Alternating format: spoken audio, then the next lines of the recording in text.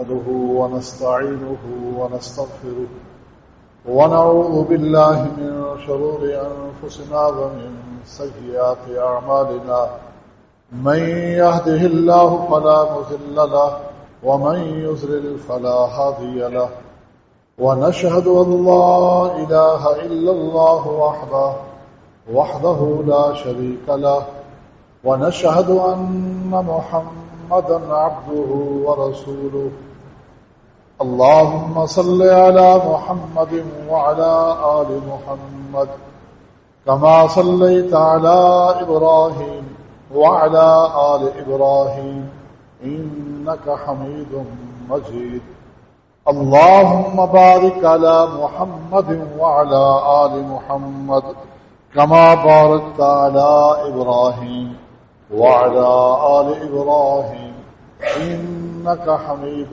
مجيد أما بعد فإن خير الحديث كتاب الله وخير الهدي هدي محمد صلى الله عليه وسلم وشر الأمور محدثاتها وكل محدثة بدعة وكل بدعة ضلالة وكل ضلالة في النار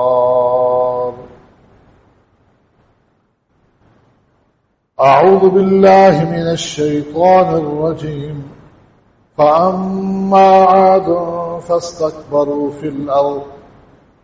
في الأرض بغير الحق وقالوا من أشد منا قوة أولم يروا أن الله الذي خلقهم هو أشد منهم قوة وكانوا بآياتنا يجحدون فأرسلنا عليهم ريحا صرصرا في أيام نحسات لنذيقهم عذاب الخزي في الحياة الدنيا ولعذاب الآخرة أخزى وهم لا ينصرون.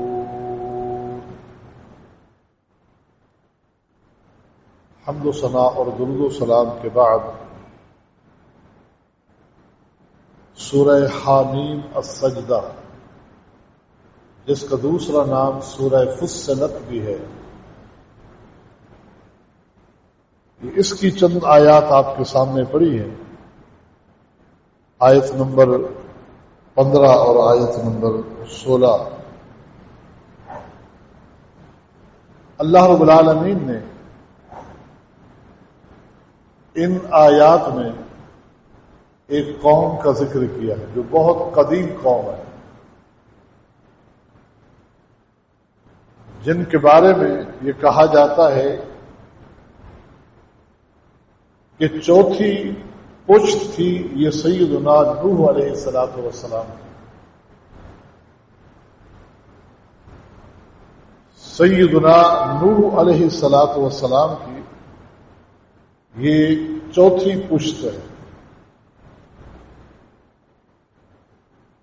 اس قوم کا نام قوم عاد ہے۔ اس قوم کی طرف اللہ تعالیٰ نے جس نبی کو بھیجا تھا وہ سیدنا ہود علیہ السلام تھے۔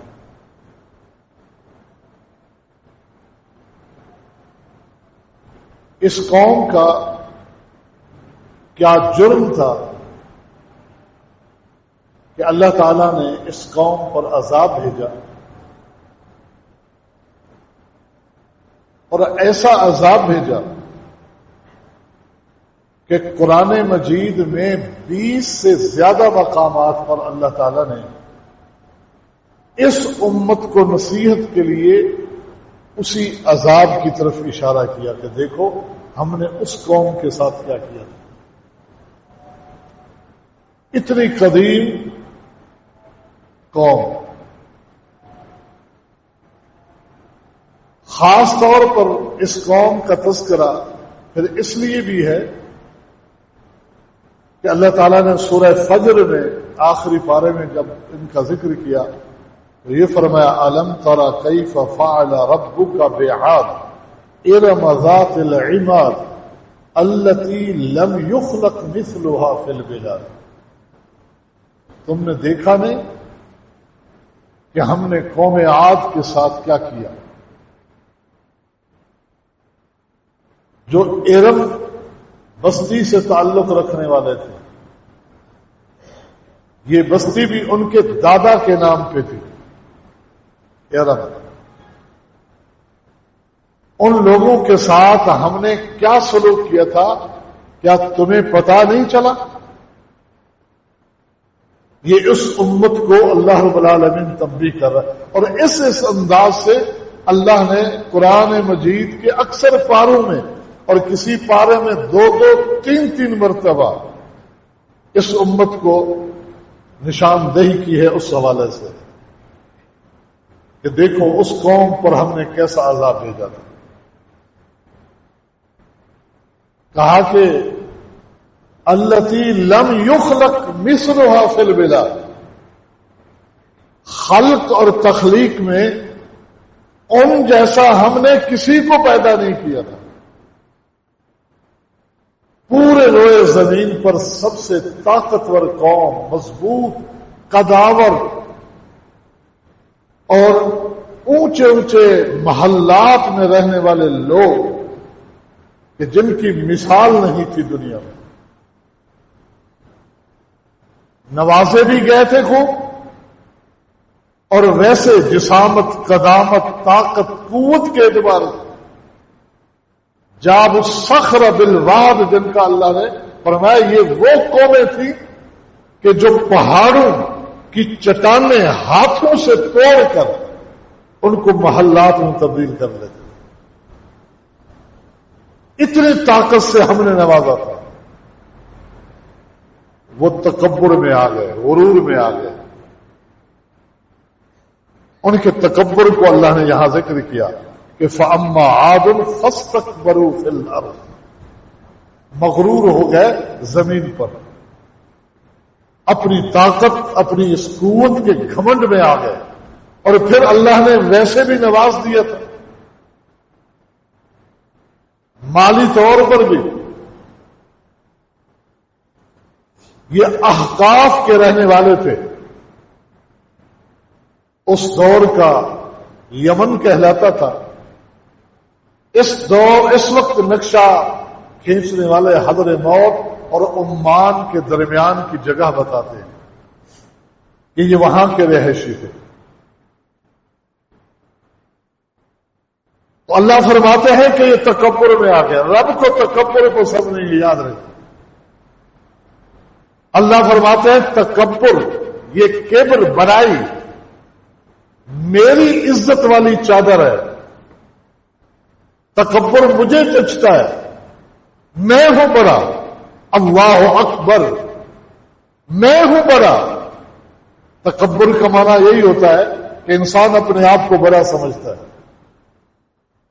کہتا ہے میں ہوں بڑا، کہتا نہیں زبان سے، بھلے اپنے عمل سے، چال سے، قول سے، انداز سے، رہن سہن سے یہ کہتا ہے۔ اس کو زبان حال کہا جاتا ہے کہ میں ہوں بڑا۔ اللہ فرماتے ہیں یہ کبر، یہ تکبر، ردائی، یہ میری چادر ہے۔ جو زمین پہ رہ کر تکبر کرے گویا کہ وہ میری عزت والی چادر پہ ہاتھ ڈالتا ہے۔ میں اس کو کیسے چھوڑ سکتا ہوں؟ میں اس کو کیسے معاف کر سکتا ہوں؟ اور میں کہ یہ بھی زمین پر تکبر میں مبتلا ہو گئے کہ ہم جیسا کوئی نہیں۔ وَقَالُوا مَنْ أَشَدُّ مِنَّا قُوَّةً، انہوں نے کہا کہ ہم جیسا کوئی نہیں۔ یہ بات کو اللہ بھی فرما رہے ہیں کہ لم یخلق مثلها فی البلاد، ان جیسا کوئی نہیں تھا، لیکن ان کو یہ بات نہیں جچتی تھی کہ وہ کہیں ہم جیسا کوئی نہیں۔ موسیٰ علیہ الصلوۃ والسلام سے خالی ایک شخص نے سوال کیا تھا۔ موسیٰ علیہ السلام خطاب کر رہے تھے، دوران خطاب کسی نے اٹھ کر سوال کیا کہ اے موسیٰ پیغمبر، کیا آپ سے بڑا عالم بھی دنیا میں کوئی موجود ہے؟ تو موسیٰ علیہ السلام نے کہا نہیں. حقیقت یہی تھی کہ موسیٰ علیہ السلام سے بڑا عالم کوئی نہیں تھا، کیونکہ صاحب شریعت نبی تھے، کتاب ان پہ نازل ہوئی تھی، وہی ان کے پاس آتی تھی. جتنے بھی تھے ان سے حاصل کرنے والے تھے، سیکھنے والے تھے. لیکن اللہ نے اسی وقت وحی کی کہ تمہیں لائق نہیں تھا کہ تم کہتے نہیں.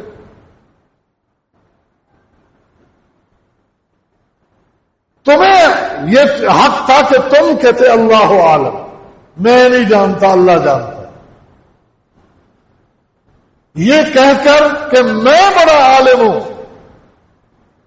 تو سن اے موسیٰ، ہم نے ایک ایسا بندہ بھی بھیجا ہوا ہے روئے زمین پر جو وہ جانتا ہے، وہ کچھ جانتا ہے جو تو نہیں جانتا. خضر، موسیٰ و خضر کا واقعہ سورہ کہف میں موجود ہے، احادیث میں بھی موجود ہے. سیدنا خضر علیہ السلام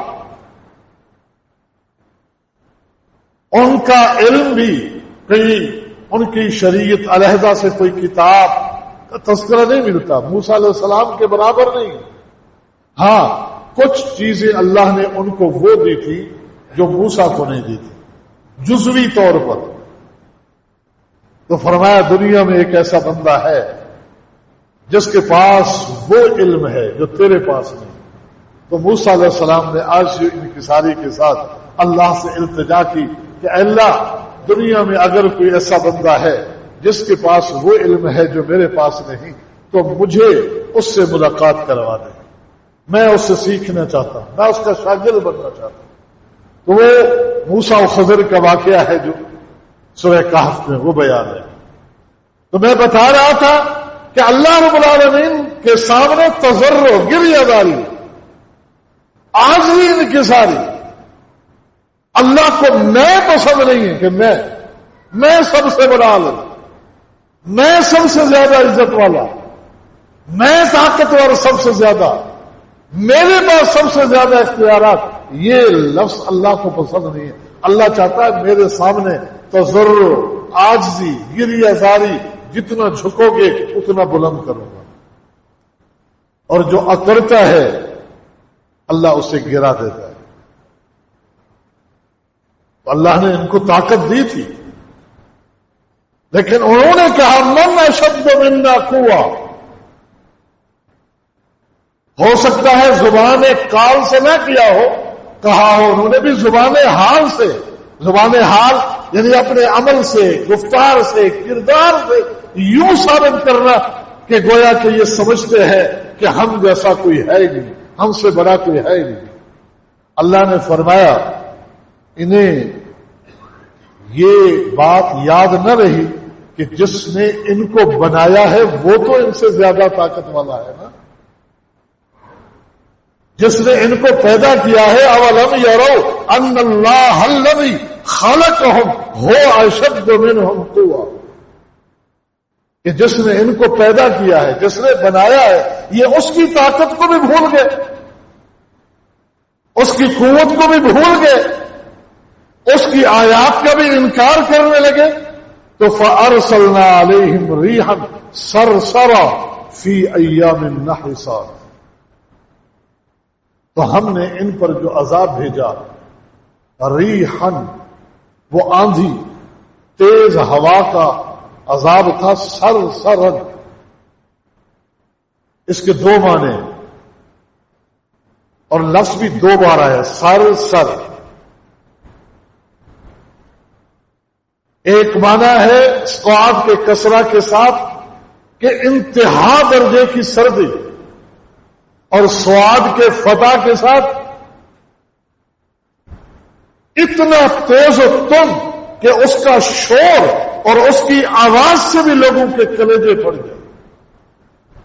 اتنا شور والی آواز، آندھی، ہوا.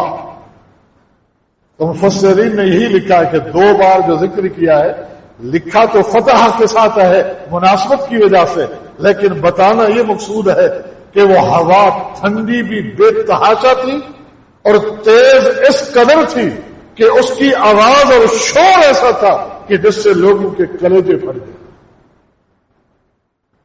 29ویں پارے میں بھی سورہ حاقہ میں اللہ نے اسی قوم کا ذکر کیا کہ وَأَمَّا عَادٌ فَأُهْلِكُوا بِرِيحٍ صَرْصَرٍ عَاتِيَةٍ سَخَّرَهَا عَلَيْهِمْ 7 لَيَالٍ وَثَمَانِيَةَ أَيَّامٍ حُسُومًا فَتَرَى الْقَوْمَ فِيهَا صَرْعًا كَأَنَّهُمْ أَعْجَازُ نَخْلٍ خَاوِيَةٍ۔ تیز و تند شور و شغف کرنے والی ہوا 7 راتیں 8 دن تک مسلسل چلتی رہی۔ 7 راتیں اور 8 دن 7 لیال 7 راتیں وثمانیۃ ایام 8 دن حسوماً مسلسل بغیر وقفے کے ایسی تیز و تند آندھی چلی کأنہم صرع کأنہم اعجاز نخل خاویہ۔ فرمایا پھر جب وہ آندھی رکی تو جس طرح کھجوروں کا باغ ہو آندھی کے بعد وہ سارا گر گیا ہو، یہ لوگ زمین پر ایسے ہی پڑے تھے جیسے کھجوروں کے کھوکھلے تنے پڑے، کہ قداور بھی تھے مضبوط بھی تھے، جیسے کھجوروں کے کھوکھلے تنے کاٹ کر کوئی پھینک دے۔ فرمایا آندھی کے بعد طوفان کے بعد جب رکا گیا تو یہ زمین پر ایسے ہی پڑے ہوئے تھے۔ فَهَلْ تَرَى لَهُم مِّن بَاقِيَةٍ، اور رب نے چیلنج کیا کہ کوئی ہے نظر آنے والا تو سامنے آیا۔ اللہ کی طاقت کو بھول جانے والوں کوئی ہے زندہ، کوئی آیا نظر ان میں سے؟ نزول قرآن کے وقت کہا آج کوئی نظر آتا ہے، اس قوم کا کوئی فرد کوئی نظر آتا ہے آج؟ نہیں، پوری کی پوری اس نافرمان قوم کو اللہ رب العالمین نے اس طرح ہلاک کر دیا۔ تو یہاں بھی سورہ قمر میں بھی اللہ نے فرمایا فی یوم نحس مستمر، مسلسل نحوست بن جانے والا دن ان پر قائم رہا۔ اور یہاں بھی اللہ رب العالمین نے فرمایا کہ ہم نے ان پر جو عذاب بھیجا تھا فی ایام نحسات، کچھ منحوس دنوں میں، لنذیقہم عذاب الخزی فی الحیات الدنیا، تاکہ ہمیں دنیا کی زندگی میں بھی انہیں عذاب چکھائیں، ولا عذاب الآخرت اخزب، اور آخرت کا عذاب تو اس سے بھی کہیں زیادہ رسوا کن ہوتا ہے، وہم لا ینصرون، اور قیامت کے دن ان کی مدد نہیں کی جائے گی۔ فی ایام نحسات، اس جملے کو سمجھنا ہے آج اس خطبے میں، فی ایام نحسات، اس وجہ سے یہ آیات پڑھی گئی ہے۔ وہ ایک پس منظر تھا، نصیحت تھی جو ہم سب کے لیے وہ رکھی گئی۔ اللہ ہم سب کو آج یہ ان کی ساری والی زندگی گزارنے کی توفیق دے، ہر طرح کے تکبر، کبر اور بڑائی سے محفوظ فرمائے۔ اسی لیے نبی علیہ السلام نے فرمایا جس شخص کے دل میں ذرہ برابر بھی کبر ہوگا، تکبر، لا يدخل الجنہ، وہ جنت میں نہیں داخل ہوگا۔ تکبر ایسی چیز ہے، عاجزی، انکساری، اپنے اعمال سے، اقوال سے، کردار سے، گفتار سے یہ ثابت کرنا چاہیے۔ اللہ عاجزی کو پسند کرتا ہے، انکساری کو اللہ پسند کرتا ہے۔ انکساری کا معنی، کاسر کا معنی ٹوٹ جانا، کہ بندہ ٹوٹ کر رہے، اکڑ کے نہ رہے۔ فی ایام نحسات، تو یہاں سے کچھ لوگ لیتے ہیں کہ جی ہاں کچھ دن منحوس بھی ہوتے ہیں، ان کی نحوست سے بچنا چاہیے۔ جبکہ گزشتہ جمعہ ہم نے ایک حدیث آپ کے سامنے رکھی تھی کہ اس طرح کہنے والے وہ زمانے کو گالی دیتے ہیں، کیونکہ رات کو گالی دینا، دن کو گالی دینا، کسی تاریخ کو گالی دینا، یہ اللہ کو گالی دینا ہے، کیونکہ رب نے فرمایا کہ میرے ہاتھ میں ہے رات اور دن، میں پیدا کرنے والا ہوں۔ تو کوئی دن منحوس نہیں، نحوست والا نہیں۔ یہ جی 10 محرم کا دن ہے، یہ مہینہ نحوست والا ہے، یہ تاریخ نحوست والی ہے، یہ سفر کا مہینہ، اس کو منحوس کہا جاتا ہے۔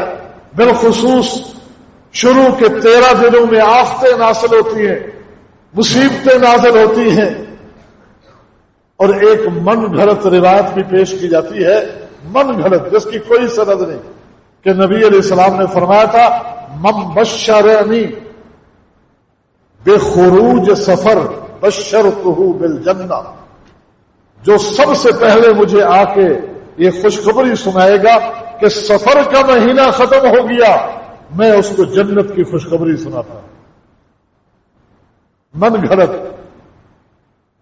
کہ نبی علیہ السلام بھی اس مہینے سے تنگ ہوتے تھے، اس لیے کہ جو یہ خبر سنائے گا کہ سفر کا مہینہ گیا، ربیع الاول کا شروع ہو گیا، تو بشرتہ بالجنہ، میں اس کو جنت کی خوشخبری سناؤں گا۔ من گھڑت روایت ہے، کوئی سند نہیں ہے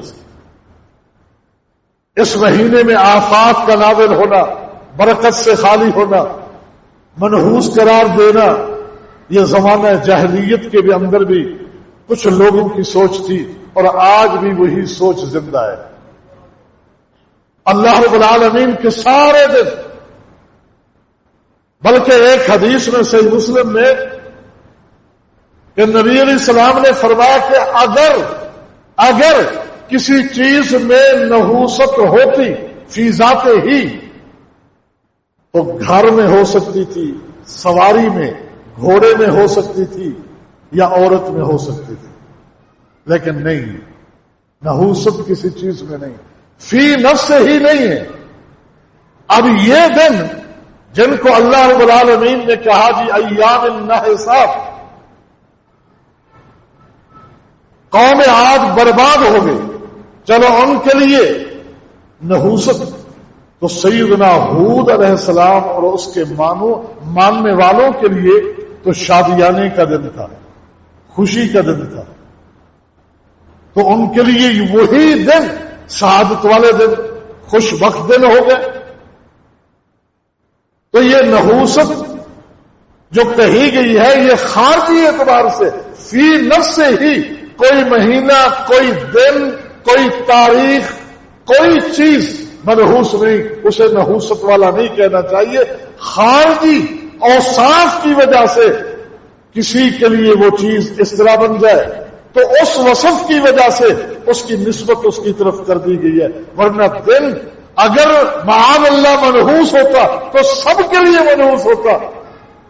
یہ 10 محرم سیدنا حسین شہید ہوئے، اس لیے تو اس طرف بھی دیکھیں کہ سیدنا موسیٰ علیہ السلام نے اس دن کو خوشی کا منایا، روزہ رکھا شکرانے کے طور پر کہ اللہ نے فرعون اور فرعونیوں کو اس دن میں غرق کیا تھا، تباہ کیا تھا، اور ان کے لیے یہ دن برا ٹھہرا اور ان کے لیے یہ دن سعادت والا ٹھہرا۔ تو دن فی نفس ہی برائی سے خالی ہے، وہ خارجی وصف ہے جو اس میں شامل ہو گیا، کسی کے لیے کوئی، کسی کے لیے کوئی چیز۔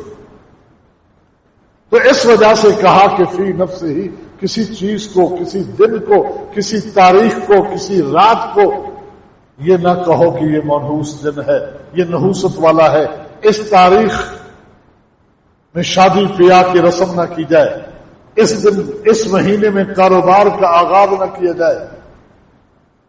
کیوں کہ یہ مہینہ جو ہے وہی عقیدہ، یہ جوہال کا عقیدہ ہے، اسلام اس کی تردید کرتا ہے۔ لا عدوى ولا طیرہ ولا حامہ ولا سفرہ ولا غولہ ولا جوہ، یہ زمانہ جاہلیت کی سوچیں بتائیں کہ وہ مختلف چیزوں سے بدشگونی لیتے تھے، کئی چیزوں سے بدشگونی لیتے۔ یہ پرندہ ادھر اڑ گیا، یوں جاتا تو ہمارے لیے خیر کا پیغام ہوتا، یوں گیا ہے تو ہم ناکام ہو جائیں گے، لہذا جاتے ہوئے سفر سے واپس آ جاتے۔ آج یہ فلاں ستارہ نکلا ہوا ہے، اس ستارے کے نکلنے میں یہ ہو جاتا ہے، ستارے کی تاثیر ماننا، بیماریوں کے بارے میں، سفر ایک بیماری بھی، ماہ سفر کے حوالے سے بھی جو ان کی رسومات باطلہ تھی اسلام نے ان کے رد کیا. اسلام نے نیک شگونی کی تعلیم دی ہے کہ ایک دوسرے سے اچھا شگون رکھا کرو، بد شگونی نہ لو. اسی لیے تعلیم ہے، بچہ پیدا ہوتا ہے کسی اچھے آدمی، نیک آدمی سے گھٹی لگوائی جاتی ہے کہ نیک شگون ہے، کہ اللہ رب العالمین اس کو بھی نیک کر دے، اچھا کر دے. کہ سب سے پہلے نیک شگون لیتے ہوئے کہ اس کے پیٹ میں کوئی غذا جائے تو ہم نے کہا اس کے ہاتھ سے جائے. صحابہ کرام اپنے بچوں کو، رات کو پیدا ہو جانے والے بچوں کو بھی کچھ نہ دیتے، صبح تک اللہ کے پیغمبر کے پاس لے آتے کہ آپ گھٹی لگا دیتے. نبی علیہ السلام کا جھوٹا کھانے اور پینے کے لیے، جھوٹا کھانا اور پینا بھی نیک شگون کے لیے تھا، تاکہ فلاں اچھے آدمی کا جھوٹا پیئیں گے، جھوٹا کھائیں گے، اللہ رب العالمین ہمیں ویسا بنا دے. اسلام نے نیک شگونی کی تعلیم دی.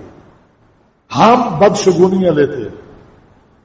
ہم قدم قدم پر ہم ایک مبتدعین بدعتی گروہ کا رد ماہ سفر، ماہ محرم کے حوالے سے کرتے ہیں کہ جی وہ ان دنوں سے، ان مہینوں سے، ان تاریخوں سے بدشگونی دے رہے اور ان کو منحوس قرار دے رہے.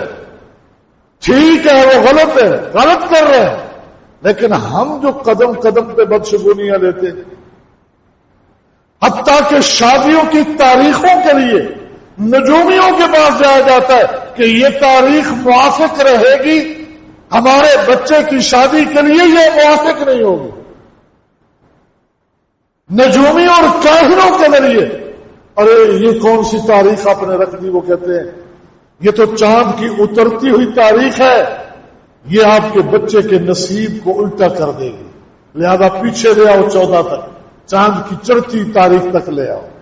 انہوں نے ہمارے عقیدے لوٹے، نجومیوں، کاہنوں، جادوگروں، تاریخوں سے بدشگونی لی جانے لگی. شادی ہو گئی، دلہن گھر میں آئی، اتفاق ہے گھر میں کوئی چھوٹا موٹا نقصان ہو گیا، گلاس کسی کے ہاتھ سے گرا، شیشے کا ٹوٹ گیا، پیالہ ٹوٹ گیا، اس دلہن کی شامت آ جاتی ہے کہ یہ تو منحوس ہے. یہ جس گھر میں، اس گھر میں جب تک رہے گی، اس گھر میں توڑ پھوڑ ہی رہے گی کہ اس کے پہلے قدم ہی اس توڑ پھوڑ سے اس کا آغاز ہو رہا ہے کہ دیکھو گلاس ٹوٹ گیا، یہ گھر میں داخل ہوئی گلاس ٹوٹ گیا. یہ ہمارے عقیدے، کتنا کمزور ہمارا ایمان ہو گیا ہے، کتنا کمزور ہمارے عقیدے ہو گئے ہیں. ایک شخص دکان کھولتا ہے، گاہک آ کے ایک چیز کی قیمت پوچھ کے جانے جاتا ہے، لگتا ہے واپس، بلا کے اسے گھاٹے پہ چیز دے دیتا ہے، نقصان پہ دیتا ہے کہ یہ خالی نہ جائے. پہلا گاہک خالی جائے گا تو آج سارا دن گاہک خالی جائیں گے، کوئی مجھ سے خریداری کرے گا نہیں. ادھار والا گاہک آ گیا، اس کی شامت آ جاتی ہے کہ پہلا گاہک ادھار والا. کوئی شخص گھر میں آیا، اتفاق سے اس کے جانے کے بعد گھر میں کوئی نقصان ہو گیا، بیماری ہو گئی، جب سے وہ ہمارے گھر سے ہو کے گیا ہے، جب سے پھٹے ہیں، اختلاف ہے یا بیماریاں گھر میں، داخل ہی نہیں ہوتی کیونکہ منحوس قدم اس نے ہمارے گھر میں رکھا ہے. یہ ہم اہل توحید اپنے آپ کو کہنے والے ہیں، یہ اہل توحید کہلانے والے، یہ ہمارے عقیدے ہیں. بالخصوص خواتین اس حوالے سے انتہا درجے کی کمزور عقیدوں کی طرف چلی گئی ہے. بچے کا نام صحیح نام ہے، قرآن و حدیث کے عین مطابق ہے، اتفاق ہے. وہ 7ویں دن آپ نے نام رکھا، بچہ بیمار ہو گیا، کچھ دن پھر بیمار ہو گیا، پھر صحیح ہوا، پھر بیمار ہو گیا. کہا جس دن سے نام یہ رکھا ہے، یہ نام اس کے لیے منحوس ہو گیا ہے، نام اس پہ بھاری پڑ گیا ہے. جاؤ کسی نجومی اور کاہن کو دکھاؤ کہ اس کے لیے نام، وہ ماں کا نام پوچھے گا، باپ کا نام پوچھے گا، وہ تاریخ پوچھے گا کہ اس تاریخ کو پیدا ہوا تھا، نہیں، واقعی یہ نام ہی تھا جس کا یہ اثر تھا کہ مسلسل بیمار پڑ رہا تھا، اس کا فوری نام تبدیل کرو۔ اسلامی تعلیمات کی طرف نہیں آئیں گے کہ پریشانی ہے، مشکلات ہے، بیماریاں، اسلام کہتا ہے صدقہ کرو، اللہ ان بلاؤں مصیبتوں کو ٹال دے گا۔ یہ نجومیوں کے پاس جائیں گے، کاہنوں کے پاس جائیں گے جو ہمارے اس طرح کی توحید والے عقیدے کو لوٹتے ہیں۔ تو یہ ساری چیزیں جو ہمارے معاشرے میں اس طرح گنوائی جاتی ہیں اور یہ عقیدے رکھے جاتے ہیں، یہ صرف عقیدے کی کمزوری ہے، اس کی کوئی حقیقت نہیں ہے۔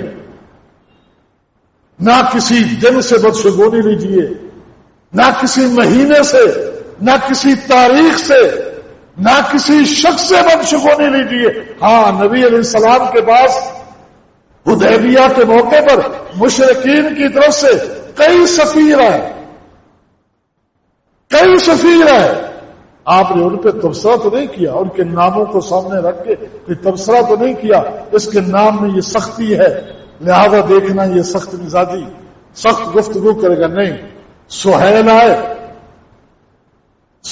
آئے، فرمایا سہیل آئے، سہیل الامر، اب ہمارا معاملہ سہل ہو جائے گا، آسان ہو جائے گا۔ نام سے اچھا شگون نکل رہا تھا، آپ نے اچھا شگون لیا، تعلیم آپ نے اچھے شگون کی دی ہے۔ آپ سفر میں ہوتے، صحابہ کہتے ہیں کہیں سے کوئی آواز سنتے کہ کوئی کسی کو آواز دے رہا، یا سعد اور سعد، یا نجی اور نجی، یا راشد اور راشد، یہ نام سن کر آپ ان سے نیک شگون لیتے کہ آپ کے چہرے پہ خوشی کے آثار نمایاں ہوتے کہ سفر میں ہم جا رہے، راشد، نجی، سعد کے لفظ میرے کانوں پہ بج رہے ہیں، انشاءاللہ ہم راشد ہو کر آئیں گے، کامیاب، نجی ہو کر کامیاب ہو کر آئیں گے، سعد یعنی سعید بن کے آئیں گے، سعادت لوٹ کے ہم آئیں گے انشاءاللہ۔ ان ناموں سے آپ نیک شگون لیتے تھے۔ تو اسلام میں نیک شگون کا تصور ہے، بد شگونی نہ مہینوں سے لیجیے نہ دنوں سے۔